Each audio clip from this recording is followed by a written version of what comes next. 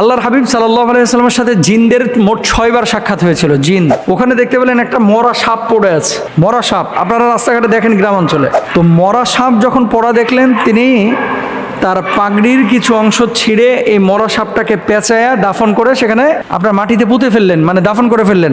জিনরা আপনারা জানেন যে অনেক সময় সাপের আকার আকৃতি ধারণ করে, বিড়ালের আকার আকৃতি ধারণ করে, কুকুরের আকার আকৃতি ধারণ করে। মোহতারাম রাসূল আকরাম সাল্লাল্লাহু আলাইহি ওয়াসাল্লামের সাথে নাকি জিনদের কয়েকবার সাক্ষাৎ হয়েছিল। এই ব্যাপারে আপনার কাছে জানতে চাচ্ছি, আসলে রাসূল সাল্লাল্লাহু আলাইহি ওয়াসাল্লামের সাথে জিনদের সাক্ষাৎ আসলেই কি সত্য হয়েছিল?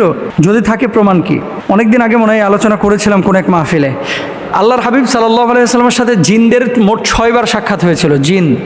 জিন জাতির দলবদ্ধভাবে সাক্ষাৎ হয়েছিল কয়বার? 6 বার। নবীজি সাল্লাল্লাহু আলাইহি ওয়াসাল্লামের সাথে 6 বার সাক্ষাৎ হয়েছিল। এর মধ্যে 2 বার হয়েছিল মক্কায়, 3 বার হয়েছিল মদিনায়, আর মদিনা মক্কার বাইরে হয়েছিল 1 বার।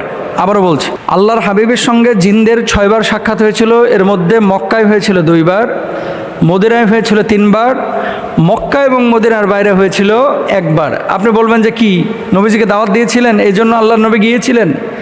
না, জিনের অস্তিত্ব অনেক মানুষ এখন বিশ্বাস করে না, বুঝছেন? শুনেন, ভূত পেতনি এই সমস্ত জিনিস বিশ্বাস আপনি না করলে আপনার ঈমান যাবে না, কিন্তু জিনের অস্তিত্বকে যদি আপনি অস্বীকার করেন, আপনি কাফের হয়ে যাবেন। আপনি বলবেন, হুজুর এটা আবার কেমন কথা?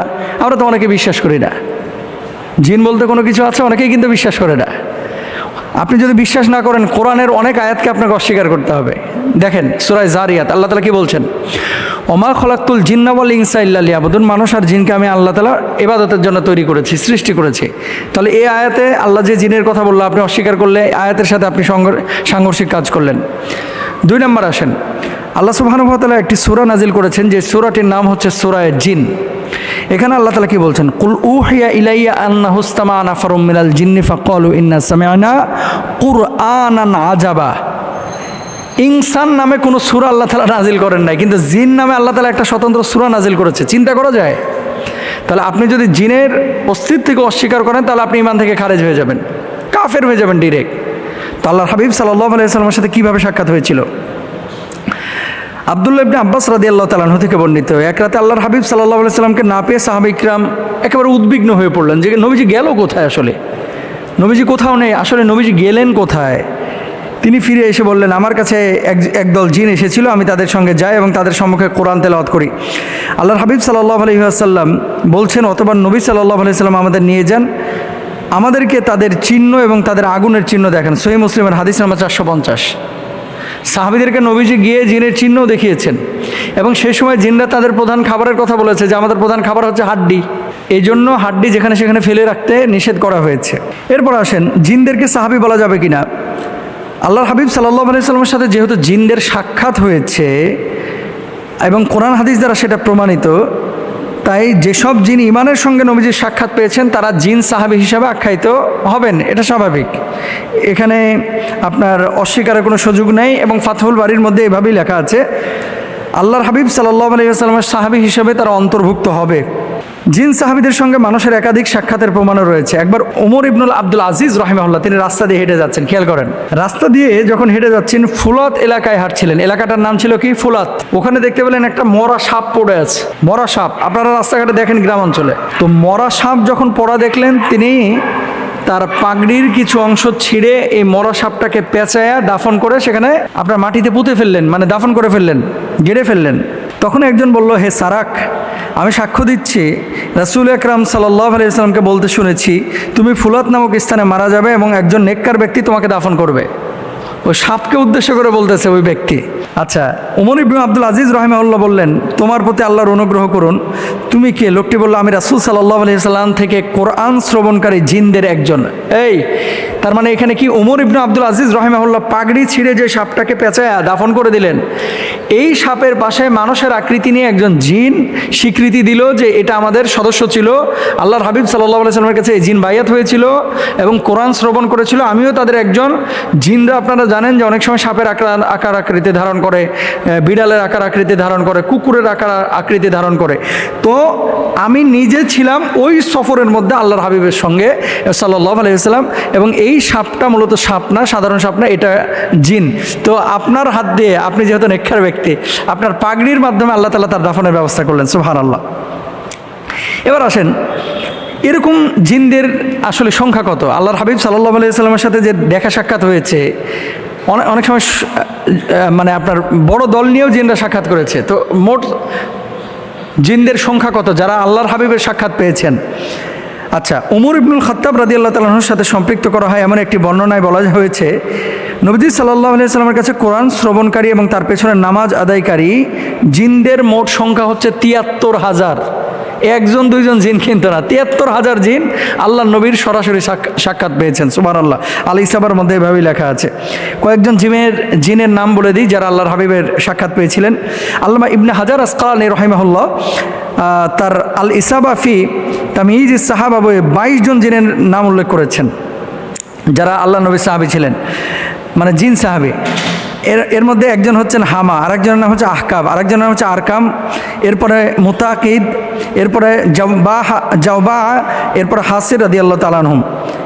এছাড়াও আরও কিছু জিন আছে যাদের ব্যাপারে নাম এমনভাবে উল্লেখ করা হয় যে ওয়ারদান, খিরকা, ফারিয়া, সামহাদ, জাওবা, জুলাব, সারিস, উরফা, লাখাম রাদিয়াল্লাহু তাআলা আনহুম, ওনাদের কথা বলা হয়েছে। তো আসলেই জিনের অস্তিত্ব অস্বীকারের সুযোগ নেই, আল্লাহ নবীর সাক্ষাৎ তারা পেয়েছে, এটা প্রমাণিত। আল্লাহ বুঝদান করুক। এ পর্যায়ে দ্বিতীয় যে প্রশ্নটি আমাদের কাছে এসেছে যে মোহতারাম, দিনাজপুর, ঠাকুরগাঁও, লালমনিরহাট, আবার শুনি যে চিটাগাং, কুমিল্লাতেও কিছু অঞ্চলে জামাই মেলা হয়ে থাকে, জামাই মেলা। আবার কখনো কখনো বউ মেলাও দেখা যায় হিন্দুরা করে বাংলাদেশের বিভিন্ন অঞ্চলে। তো এই যে জামাই মেলা, বউ মেলাকে ইসলাম অনুমোদন করে কিনা? ভেরি ভেরি ইম্পর্ট্যান্ট একটা বিষয়। যখন সোশ্যাল মিডিয়ায় কোনো বিষয় এরকম চলে আসে, মানুষের কাছে দুটো মেসেজ যায়, একটা হচ্ছে বৈধতার, আর একটা হচ্ছে কালচারাল। এই বিষয়টা কি আমাদের কৃষ্টি কালচারের সাথে সম্পৃক্ত কিনা, আমরা পালন করব কিনা। এই ধরনের মেলাগুলোতে কি হয় সাধারণত, এই যে জামাই মেলা, তারপরে বউ মেলা, এগুলো দেখবেন কেউ চুরি বিক্রি করে, কেউ জুয়া খেলে, কেউ নাচানাচি করে, কেউ মিষ্টি বিক্রি করে, কেউ মুরগি বিক্রি করে, কেউ মাছ বিক্রি করে। এই মাছগুলো নিয়ে যে বাসায় রান্নাবান্না হয়, মেলায় বৈধ জিনিস বেচা কিনা করা বাজারের মতো, এটা কিন্তু হারাম না। তাহলে সমস্যাটা কোথায়? আপনি যে কাজটা করতেছেন শরিয়া অনুমোদন করে কিনা, বুঝছেন?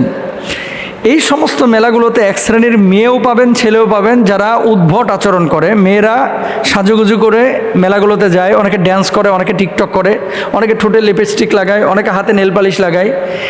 এমন আচার আচরণ এবং ভঙ্গিমা প্রকাশ করে যেগুলো আসলে শরিয়া অনুমোদন করে না। এটা কিন্তু আপনার মেলার মধ্যে পাবেন। বালা দিয়ে দেখবেন জুয়া খেলতেছে, ওই যে কোল্ড ড্রিঙ্কস খাড়া করে রাখছে, সিগারেটের প্যাকেট রাখছে, তারপরে মনে করেন আটা রাখছে, তেলের বোতল রাখছে, তারপরে চকলেটের প্যাকেট রাখছে, এরপরে বালা বিক্রি করে 20 টাকায় 3টা, 100 টাকায় এরকম বিক্রি করে 20টা, বিক্রি করে বালা মারে। হারাম, অথচ মেলাগুলোতে হচ্ছে। আচ্ছা, আপনি যে কোনো কাজ যখন আমাদের দেশে যেখানে যে স্থানে আপনি দেখবেন, প্রথমে দেখবেন শরিয়া অনুমোদন করে কিনা। এই সমস্ত মেলাগুলো এগুলো মুসলমানদের কালচার থেকে আসে নাই এবং বাঙালি কালচার থেকেও আসে নাই। এগুলো এসেছে মূলত ওপার বাংলা থেকে, দাদাদের দেশ থেকে এসেছে। এগুলো বাংলাদেশের কালচার ছিল না। তো যদি থাকতো তাহলে বাংলাদেশের প্রতিটা জেলাতে থাকতো, প্রতিটা জেলাতে থাকতো। তো আপনি যদি এই সমস্ত উপলক্ষকে কেন্দ্র করে পাপের কোনো আয়োজন করে ফেলেন, তাহলে আপনি শরিয়ার বিপক্ষে অবস্থান নিচ্ছেন এবং এগুলো তখন গুনাহ হবে। আর হ্যাঁ, জামাইকে ইনভাইট করলেন, বউকে ইনভাইট করলেন, জামাইকে বউকে ভালো মন্দ খাওয়া, মানে রান্না বান্না করে আপনি খাওয়ায় বিদায় করে দিলেন, এতে কোনো সমস্যা নাই। কিন্তু আয়োজনগুলো যেগুলো হয়, মেয়ে নিয়ে গিয়ে নাচানো হয়, গাওয়ানো হয়, এরকম আচরণও আমরা দেখেছি বিভিন্ন মেলাতে হয়। এগুলো আমাদের কাছে প্রশ্ন আসে, কেন এগুলো নিষিদ্ধ বলেন তো? 1 নাম্বার, গান বাজনা, মদ, জুয়া, লটারি, পর্দার বিধান। গান বাজনা হয়, মদ হয়, নেশা হয়, জুয়া হয় অনেক অনেক মেলাতে, সব মেলার কথা বলতেছি না। তবে এই পাপগুলোর কোনো না কোনো একটা পাপ প্রত্যেকটা মেলার সাথে জড়িত, এই জন্য এটা হারাম, নিষিদ্ধ। বেচা কিনা কিন্তু নিষিদ্ধ না। এরপর আসেন, আল্লাহ তাআলা পবিত্র কুরআনুল কারিমে মদ, জুয়া, বলি এবং ভাগ্য গণনা সম্পর্কে বলেন, হে ঈমানদারগণ, মদ, জুয়া, দেবতার নামে বলি দেওয়া, লটারি দ্বারা ভাগ্য গণনা করা শয়তানের অপবিত্র কাজ। রিজ্জুম মিনাশ শাইতান, হাদিস কুরআনুল কারিমে আল্লাহ সুবহানাহু ওয়া তাআলা বলেছে। এগুলো কার কাজ? শয়তানের কাজ। এগুলো ভালো মানুষের কাজ না, সুতরাং এগুলো করা যাবে না। 3 নম্বর পর্দার বিধান সম্পর্কে আল্লাহ সুবহানাহু ওয়া তাআলা কি বলছেন? কুল্লিল মুমিনাতি ইয়াগদুদনা মিন আবসারিহিন্না ওয়া ইয়াহফাযনা ফুরুজাহুন।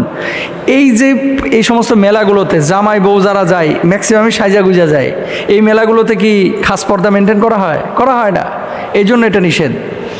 4 নম্বর, এই সমস্ত মেলাকে কেন্দ্র করে অনেক সময় শ্বশুর এবং জামাইয়ের মধ্যে একটু ভুল বোঝাবুঝি হয়। কেমন?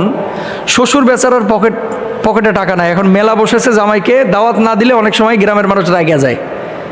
অথবা মেয়ে পক্ষ চিন্তা করে যদি এই সময় জামাইকে না ডাকি, সবাই ডাকতেছে, মানুষে কি বলবে? তা আপনি যে কোনো কাজ করবেন মানুষকে দেখানোর জন্য না, তো আপনি যে কোনো কাজ করবেন আল্লাহকে দেখানোর জন্য। বেচারার পকেটে টাকা নাই, ঋণ করে হলেও এই জামাইকে দাওয়াত দিচ্ছে। আবার জামাই বেচারাও বিপদে আছে, ধান টান লাগাইছে, এখন পকেটে টাকা নাই।